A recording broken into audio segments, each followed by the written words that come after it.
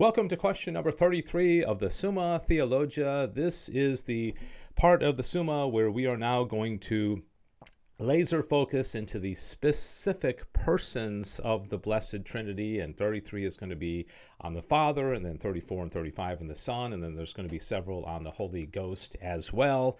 And so I wanted to just give a quick, 1 minute recap of what we've studied so far, because now that we're getting into the persons of the Trinity, it's really getting into some great theological content. And I hope you've watched the other 32 videos. If you haven't, go back. We'll wait for you.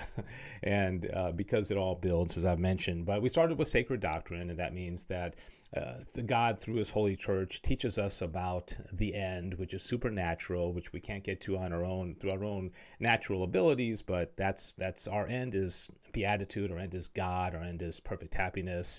And so we have to immediately say, okay, my goal is to unite with God. And then he went through a period of, what is God? What are his attributes? What are his qualities like perfection and unity and eternity and things like that? And then, can we know him? And the answer was yes, God is supremely knowable. And then what does God do, so to speak? And I put air quotes on that, but his will, his intellect, his providence, predestination, that kind of thing. And then we started getting into the Trinity, the relations, the notions, the processions within the Godhead, and now it is specifically the three persons of the Blessed Trinity. And this one, I'm happy to say, is not too complicated. If you've watched the other videos up to now, I think learning about God the Father is going to be somewhat review and not too challenging, I hope. Especially the first two articles are pretty simple. So Article 1 says whether it belongs to the Father to be the principle. Now, we've already covered this in talking about the processions of within the Trinity, and Thomas simply says the word principle signifies only that whence another proceeds, since anything whence something proceeds in any way we call a principle, and conversely. As the Father then is the one whence another proceeds, it follows that the Father is a principle. Okay, from whence another proceeds is going to be the principle, and that is the Father within the Blessed Trinity. Article 2, whether this name Father is properly the name of a divine person. Thomas says the proper name of any person signifies that whereby the person is distinguished from all other persons. That's why we are given names. My name is Dave, and your name is whatever your name is. And that distinguishes us because even though others may share that name, it kind of identifies who we are as a unique person within the world. We have to have some kind of identity, right? Same thing within the Trinity. Now, it is paternity which distinguishes the person of the Father from all other persons. So again, this has to do with the notions that we learned about and how we, in our mind, are able to distinguish these three persons within the Trinity. Article 3 says whether this name Father is applied to God, firstly as a personal name. And I love this because not only does he explain how it's a personal name, he gives an example that's very easy to understand. And then he talks about the four ways that God the Father relates to creatures, especially the rational creature like us, which is included in there. He says a name is applied to that wherein is perfectly contained its whole signification. Right? Who is the Father? All right. And so that's what we're going to try to explain here. And then he gives this cool example.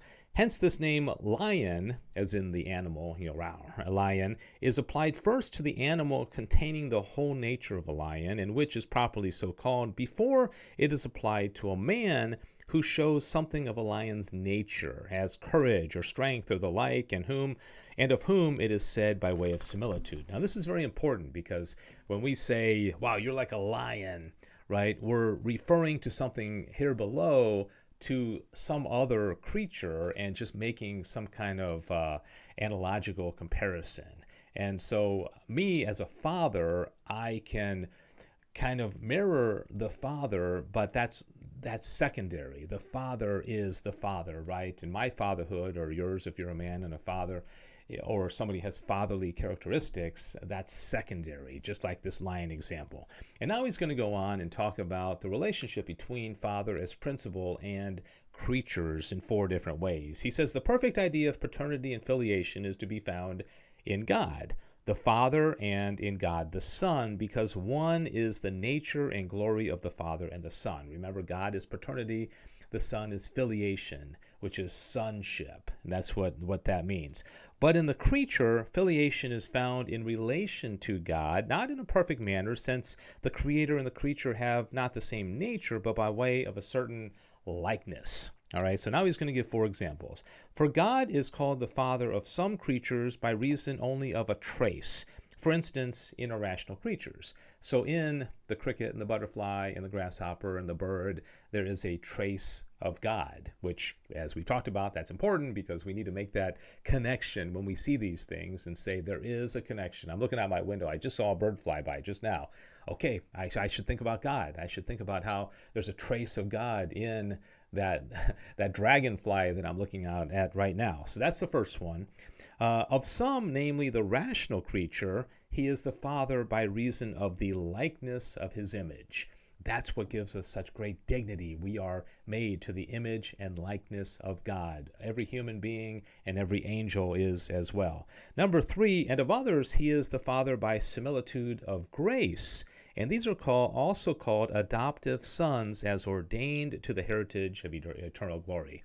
All right, now this gets into adoption. This could get into predestination. But let's just say that as rational creatures, we are adopted sons and daughters of God if we respond to his grace, and we ultimately are blessed with beatitude, and then we are truly sons and daughters of God eternally in heaven. And then this is the last one he gets at. Lastly, he is the Father of others by similitude of glory, for as much as they have obtained possession of the heritage of glory, and that is heaven, the heritage of glory, which is our goal, which the very first question of the Summa is about sacred doctrine, leading us to our final end, teleology, the 5th proof of the existence of God, providence, predestination. It all ties together so nicely. All right, finally, Article 4, whether it is proper to the Father to be unbegotten. Now, we talked about this in the processions, unbegotten. Do you remember that word, innascibility? He's going to refer to that again. He says, as in creatures there exists a first and a secondary principle, so also in the divine persons, in whom there is no before or after. Okay, immutability, right? No before or after. Is formed the principle not from a principle who is the Father, and the principle from a principle who is the Son. So there's this whole principle filiation thing outside of time. Nothing's changing. Nothing's being created, right? Now, when things created, a first principle is known in 2 ways. In one way, as the first principle by reason of its having a relation to what proceeds from itself. In another way, inasmuch as it is a first principle by reason of it not being from another. Thus, therefore, the Father is known both by paternity and by common spiration as regards the persons proceeding from himself. But as the principle not from a principle, he is known by the fact that he is not from another, and this belongs to the property of, you got it, innascibility, signified by this word begotten. So he is not begotten, he is innascible. It's a word that I'm not very familiar with, but he is the principle, right? He doesn't proceed within the Trinity from anything, but he generates the Son, the Word of God, and the Father and the Son, through the Father and the Son, proceeds through this, spiration, love, gift, which we'll talk about, the Holy Spirit, which these 3 in this dynamic relation comprise the Blessed Trinity.